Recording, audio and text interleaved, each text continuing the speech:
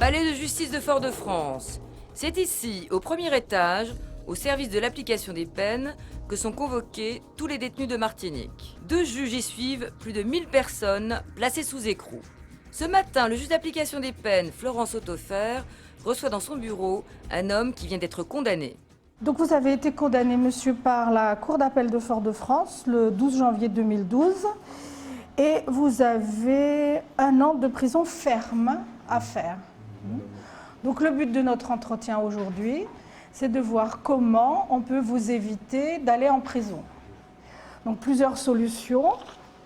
Alors on va en parler. D'abord, parlez-moi un peu de votre situation personnelle. Donc vous êtes marié, vous avez des enfants? La situation familiale de cet homme, marié et père de 3 enfants, compte dans la décision du juge. 1 an de prison, ça veut dire qu'il y a certaines dispositions qui ne vont pas s'appliquer à vous. Je ne peux pas convertir en travail d'intérêt général et je ne peux pas non plus convertir en jour amende. Par contre, il y a 2 possibilités. Ou la semi-liberté, c'est-à-dire que vous allez dormir à la prison le soir et vous sortez le matin pour aller travailler. Ou bien il y a ce qu'on appelle la prison à domicile, c'est-à-dire qu'on vous met un bracelet électronique. Je vous indique dans un jugement quelles sont les heures auxquelles vous avez le droit de sortir pour aller tenir votre boutique et les heures auxquelles vous allez être assigné à votre domicile. Alors, 1 an, c'est long, c'est difficile, je ne vous le cache pas, et il faudra impérativement respecter les horaires. Cet homme, qui n'a jamais fait de prison, accepte avec soulagement la proposition de port de bracelet électronique. Une mesure alternative à l'emprisonnement, et bien entendu, nous en avions déjà discuté et il accepte sans problème donc la mesure que vous proposez.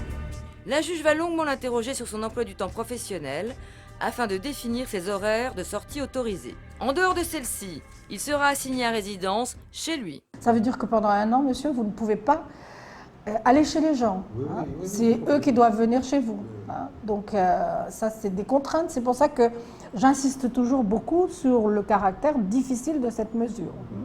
Parce que les gens pensent, ouais, c'est facile, prison à domicile et tout. C'est pas si facile. Hein. Donc on va mettre le dispositif en place. Qu'est-ce que c'est?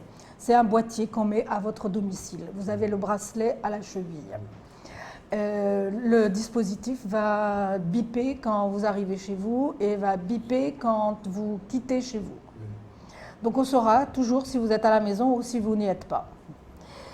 Si tout se passe bien, comme c'est très long, à un moment donné, on pourra envisager de basculer en libération conditionnelle.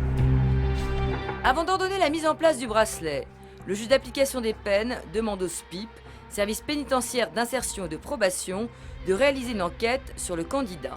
Un éducateur vérifiera son emploi du temps et si le dispositif peut techniquement être installé à son domicile. Seule condition indispensable, avoir une ligne téléphonique fixe ou mobile opérationnelle.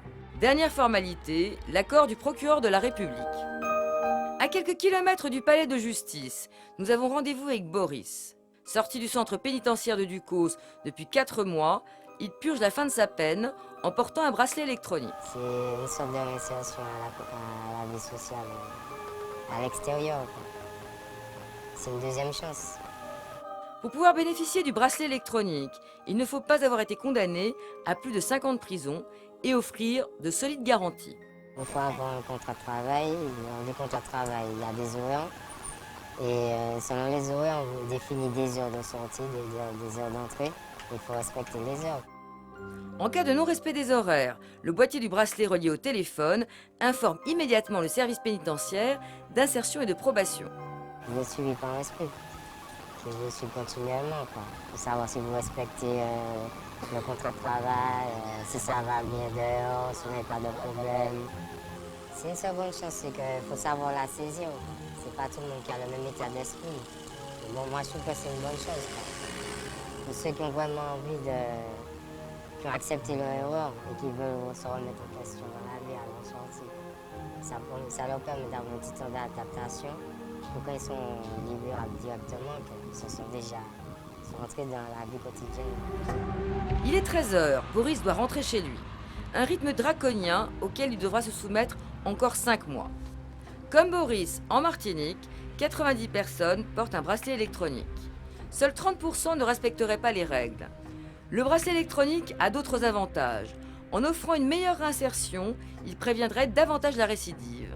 Une alternative à l'enfermement qui déleste à la fois la prison de Ducos et coûterait moins cher à l'État qu'un détenu incarcéré. Le bracelet électronique ne serait-il pas la meilleure solution pour éviter la surpopulation carcérale ?